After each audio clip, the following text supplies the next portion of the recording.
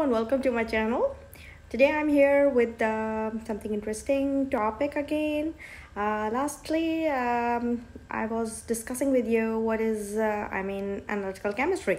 So today I thought that I must tell you a lot of other ways which are very interesting parts of analytical chemistry. That is how you can deal with the measuring apparatus, because it's all about precisions and all the things you need to be very careful when you are an analytical student. So there are a lot of things which you are supposed to keep in your mind when you are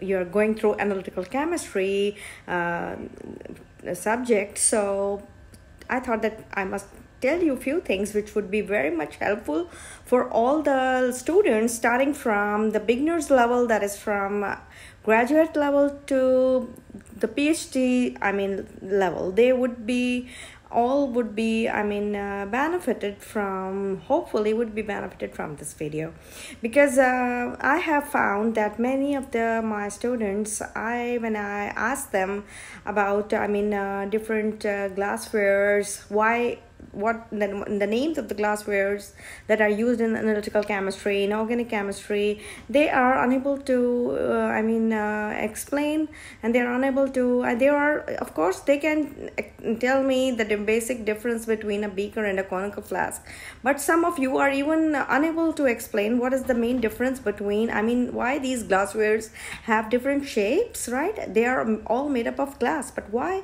is it so that they have different shapes and they are used in different different ways? Why is it so? So I thought that today I must share with you a few of my points which would helpful to you to better understand this great subject called analytical chemistry. So let's start with our new topic, that is the measuring apparatus in analytical chemistry. What things you are going to encounter when you are in the analytical chemistry lab, and as an analytical chemist, what you should know about your equipment which you are using, right? Because you are a chemist, you are a scientist, so an analytical scientist who is supposed to be very focused on what he or she is doing. So this is I thought that I must start sharing with you a few things which would be benefited to you,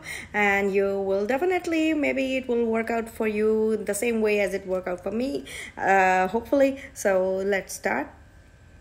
So this is today's topic, that is simply measuring apparatus in analytical chemistry. So today I'm going to help you out in getting some knowledge about the things you are needing when you are dealing with analytical chemistry, right? So let's start. First thing I would like to tell you is an analytical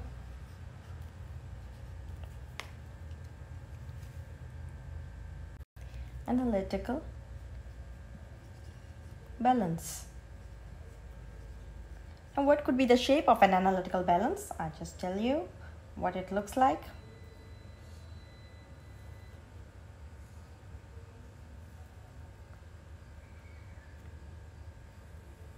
My drawing is not that good, as I have mentioned in many of other lectures, but still I can explain it to you, or give you a brief idea what this thing called the analytical balance it looks like.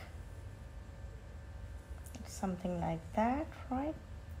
It has got this place where it has got some buttons over here, right? And now this is the place where we put our sample, which we are supposed to measure.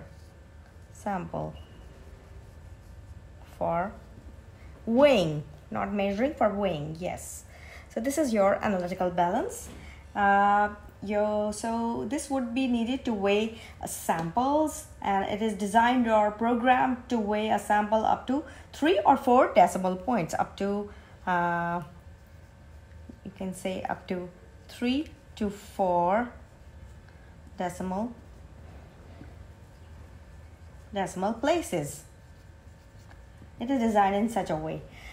So this is the first thing which you will be needing when you are in your going through your analytical chemistry lab. This is the thing which is the very much important, because you need to weigh your sample. You need to weigh the sample with of course with something with a watch glass, or you can say a weighing board. So I'll tell you now the next thing. Now the next thing is for the sample. For sample to be taken out, you need to take out your sample. You need something. We need of course what? A spatula.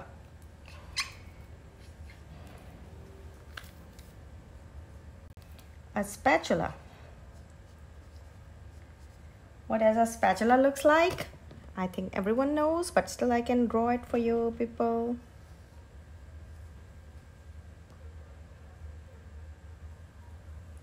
Sometimes it has got a round and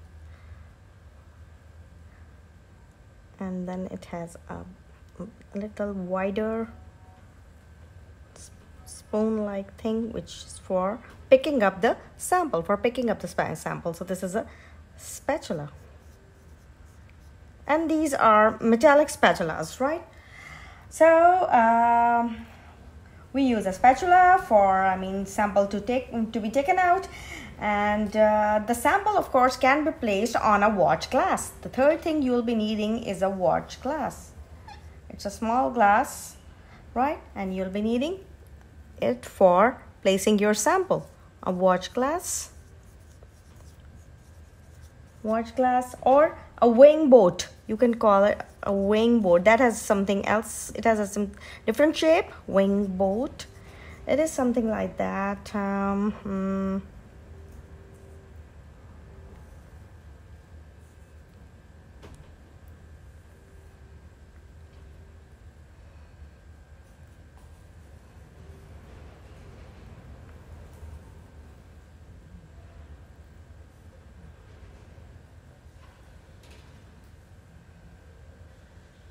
So this is something like that. So it's called a weighing board, right?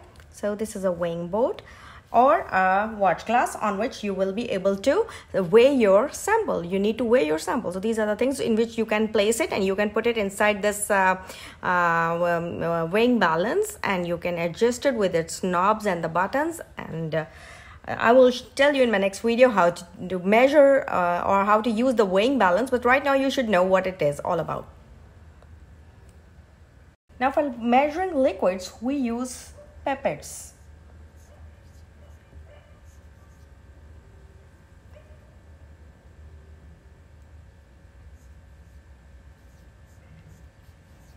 We use different type of pipettes, right? Different sizes of pipettes are used. So by using the pipettes of different sizes, we can hold 10 ml, 5 ml, 2 ml or 1 ml of the solvents or liquids, and they can be drawn up by the, by another thing which I will mention to you now. Again, just let me draw a pipette for you.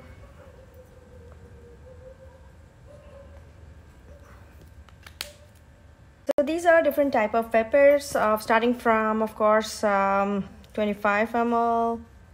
Then, of course, they are of different, 10 mls is available, 25 ml, 10 ml, 5 ml. Then, of course, 2 mls, and then 1 ml. And then, of course, then the micro range it starts, right? So this is the pipettes, right? These are the pipettes which are used. I don't want to draw others because the drawing is not that good. Well, now the pipette is a piece of glass, right? It's a big, you can say, vessel that in which you can a liquid or a solvent is drawn upwards, right, by some sort of you can say force or a pump, like, which is called a pipette pump. Like, so the pipette pump looks like, I just show you what it looks like. This is simply you can call it pipette pump, right? It's a pipette pump, and you can fit this pump on over this, right? And you can just press it, and then the solvent would be drawn upwards. Then you will release it. The solvents would be dropped back to the container. So this is also used for the liquids, so that they can be drawn up by the by this pipette pump, right? And now there is another kind of pipette called pasture pipette. Pasture pipette. A pasture pipette. What it would be look like? It would be like this. Just make it for you.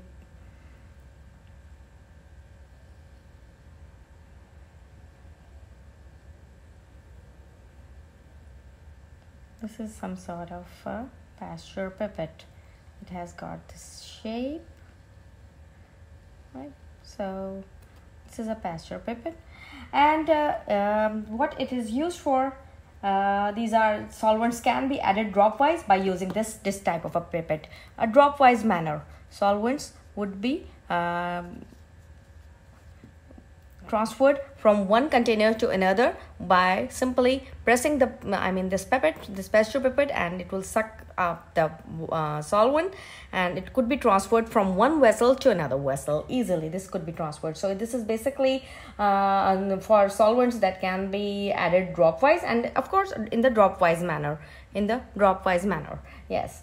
Then we have another variety called micropipettes. Now micropipettes have a different shape. I just make it right now. I'll make it for you people. These are like something like that, and they are something like that. They have a push button here with which you can press it, and simply these are used for the solvents, to collect solvents. These are used to collect solvents in microliters.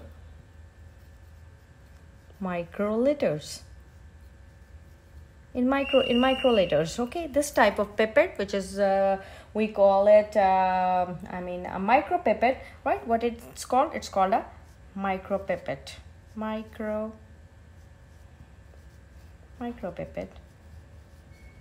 Micropipette. It's used to collect solvents in microliters. So this is also very interesting.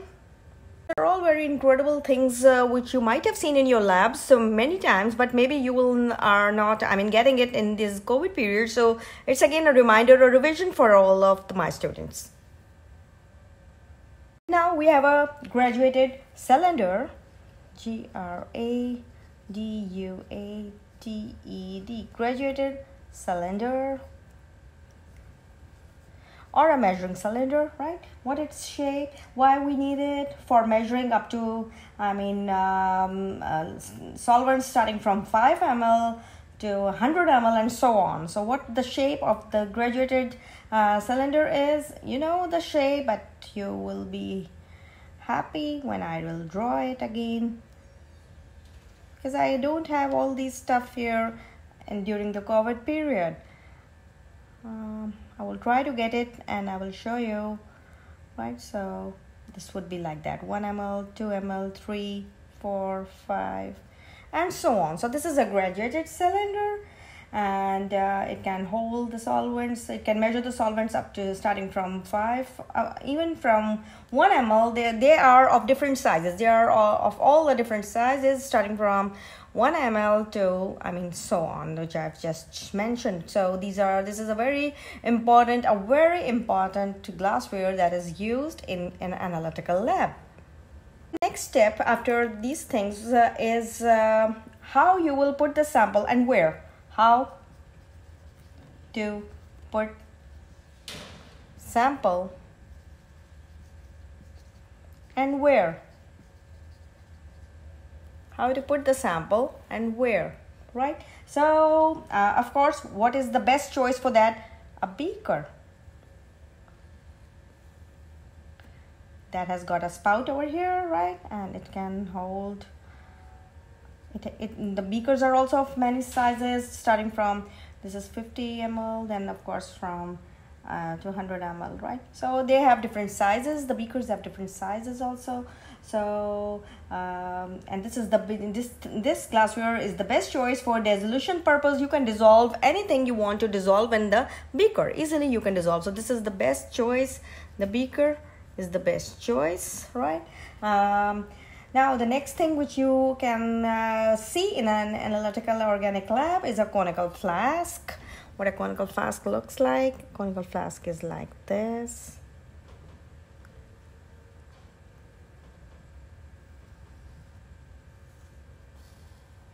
This is a conical flask. Conical flask, right? And these are basically used in various types of titrations. What they are used for? These are basically used for a number of titrations, right? These are used for different various types of titrations, and these have different sizes and can be used according to our environment, our requirement, right? These conical flasks are of many different sizes, and you can get them according to your own requirement, that what type of experiment you are performing, and how much level of solvent you are going to take in it, or titrate in it, or these are also used for filtration flasks also. So this is also one of the very important glassware. Next thing we have is the round bottomed flask, which I have explained in many of my previous lectures. This is a round bottomed, always right bottomed flask. Now, why we call it a round bottom? Because it has got a round bottom. Here you can see it is round in shape, right? We have a flat bottom flasks also.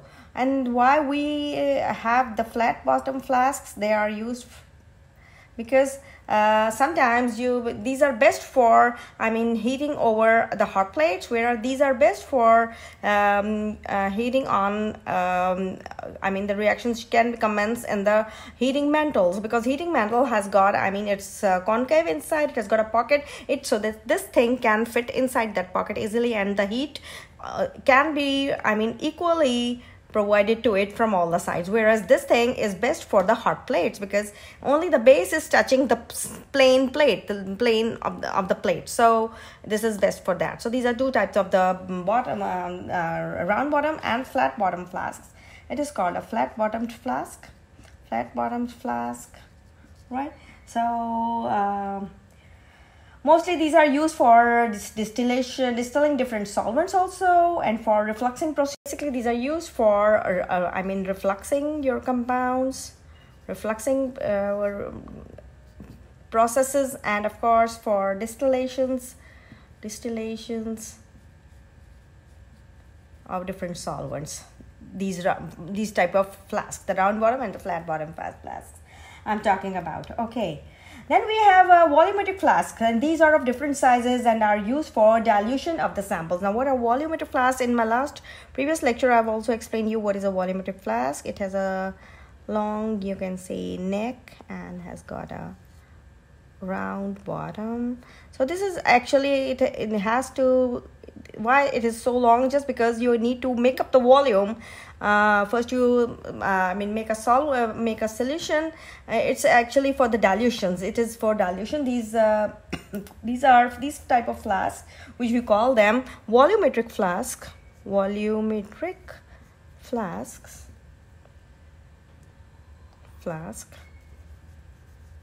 These are also available in different sizes. They have many different sizes, and there are marks over here so that you can measure. And these are different sizes, and these are used for dilutions of the different samples. For what? For dilutions of samples. When you need to dilute your samples, and then you have to make up to the mark, you will fill up with a mark up to the level that is required according to your need. right? So this is also a very important flask, which is called a volumetric flask. Now look at here, how many type of things I have explained it to you in just few minutes, right? So I've explained you these volumetric flasks, the round bottom flasks, and now these are all available in different sizes. And especially this volumetric flask, these are used for making up the volume and for dilutions of the samples. Now analytical labs also have reagent bottles. They have the reagent bottles. What a reagent bottle looks like? The reagent bottle simply looks like this. It has got a cork over here, and it is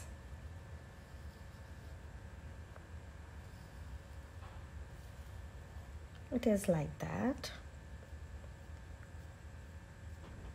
So the analytical labs, they have these reagent bottles, and these are used in high performance liquid chromatographic experiments also to keep the mobile phase, right? Just to keep the mobile phase, the phase that is moving is called the mobile phase. And last but not the least, the test tubes. We'll be needing the test tubes. Now you know what are the test tubes? These are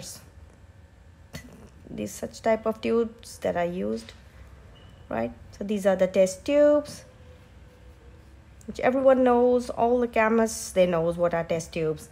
And then of course the boiling tubes. What does a boiling tube looks like? It's a bit larger than a test tube, in which you can boil the solvent. This is a boiling tube. So if you see, if you had to, you encounter these things in your lab, you will come to know that what these are, boiling tubes.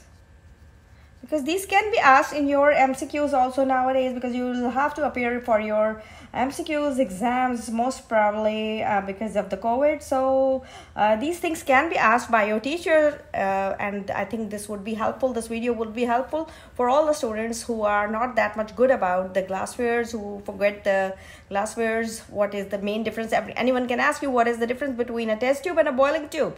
So when you can see, simply tell them that the test tubes are simply for testing less amount of the solvents, less amount of the chemicals are used in it.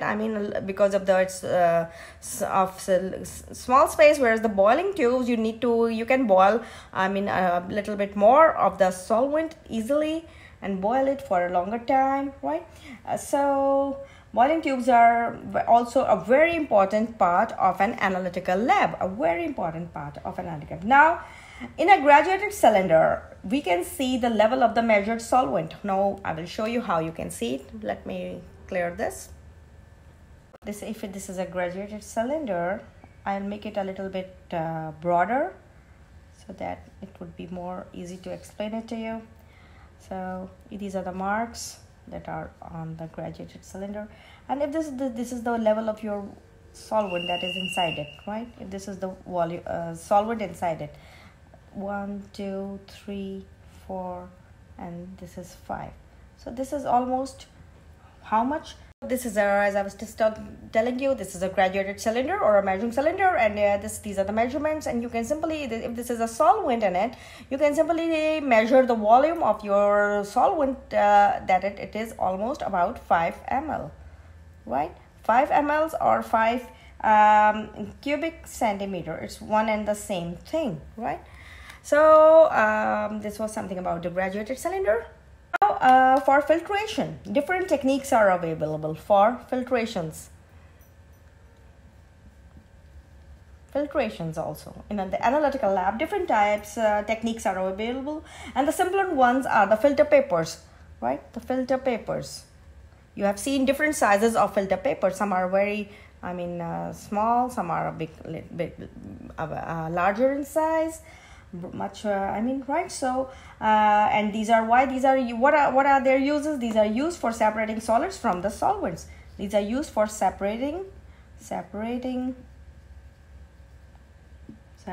simply solids from liquids.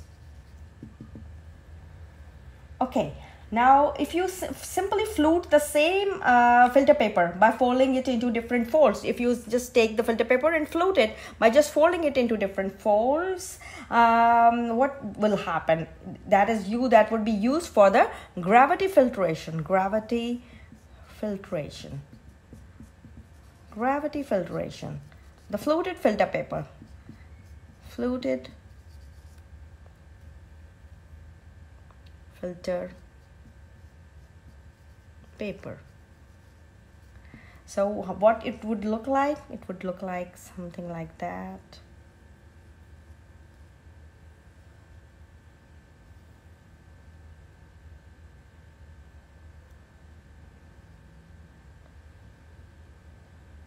These are all the folds which we always make it, right? So it's something like that. So this is called fluted filter paper. Now why we can turn this simple filter paper into a fluted filter paper? Why do we turn it? Just because for the gravity filtration. And what's the difference between this and this first one is that it will increase the surface area and the solvent can pass through. So what will happen here? It will increase the surface area.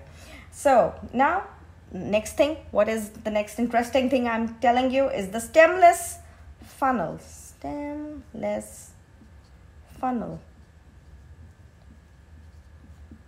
This is the fluted funnel, right? Fluted filter paper. Now this is a stemless funnel. What it looks like, I just tell you. This is a stemless. You see there is no stem here. It just finishes over here. And this is used for hot filtration. Hot filtration.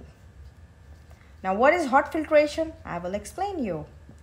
For hot filtrations, now this stemless funnels, these are used for hot filtrations. Fine. Another type is a Buccaneers funnel, right? Buccaneers funnel, which will be connected to a Buccaneer flask for suction filtration, right? The Buccaneer funnel is like something like that.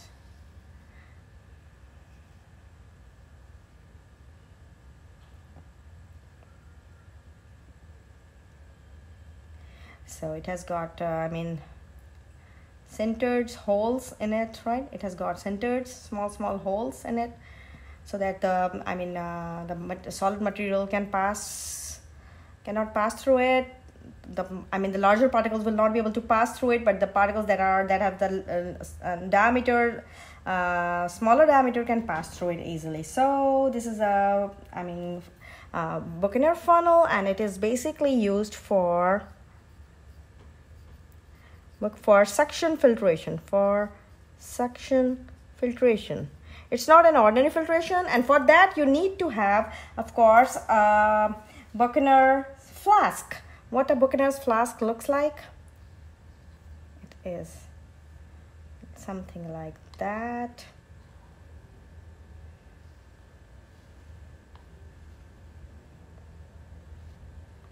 This is a flask. Now at this point it is attached to a pump, right? And it is one side is attached to a pump and a tap, and you can say a vacuum. So you will simply have, this is used for suction filtration, and it is attached to a tap, as I just mentioned it to you. So what will happen that when you open the tap, as one side of it is connected to the tap, what happens that it produces a vacuum in this flask. A vacuum is produced in this flask. That is why it is also called vacuum filtration.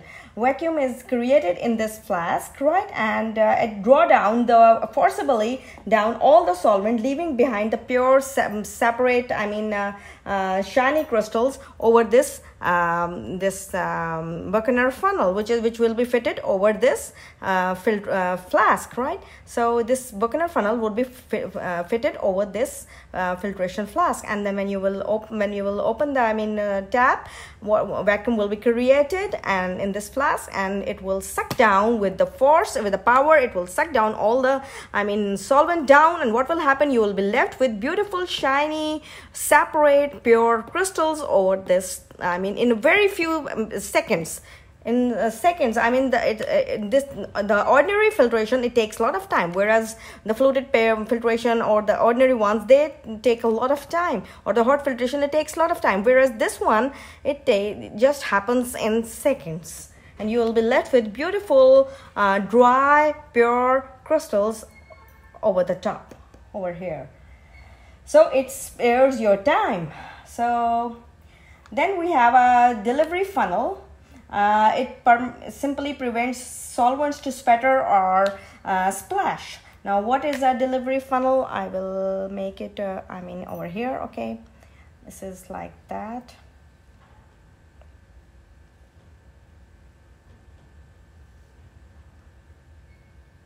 It has got a long stem, so it will simply prevents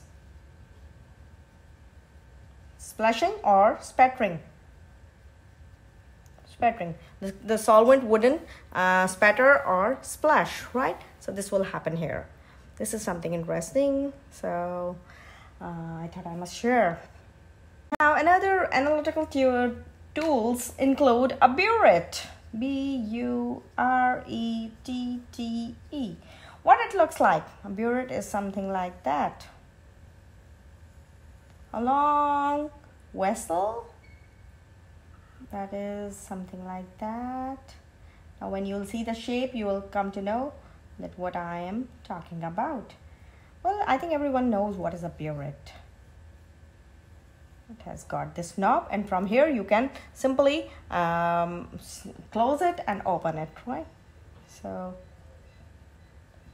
this is a Buret, right? And then you have a retort stand, or a stand simply. What a stand it looks like? It looks like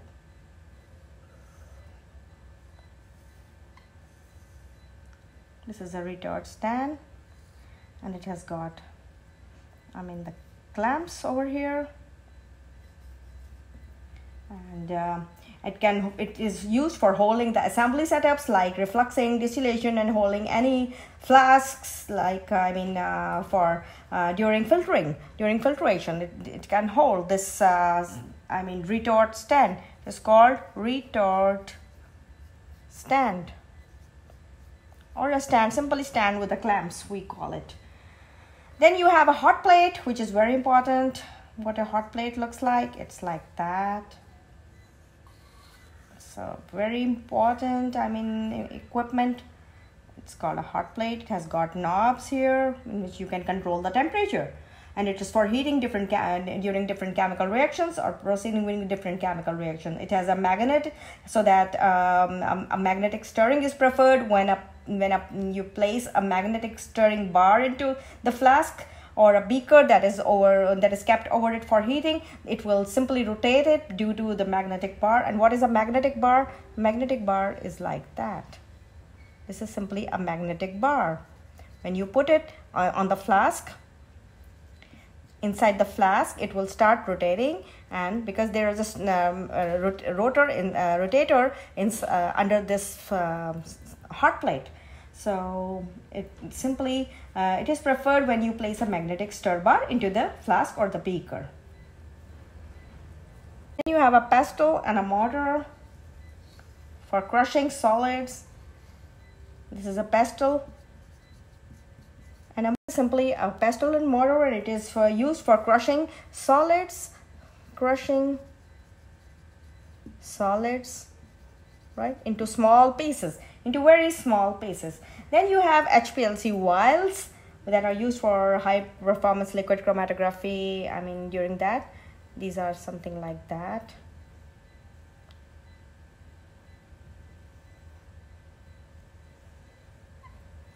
These are the vials, right? These are for keeping the Hplc samples. And last but not the least, you have the quartz quartz cuvette. What the quartz cuvette looks like, I just draw it in a minute.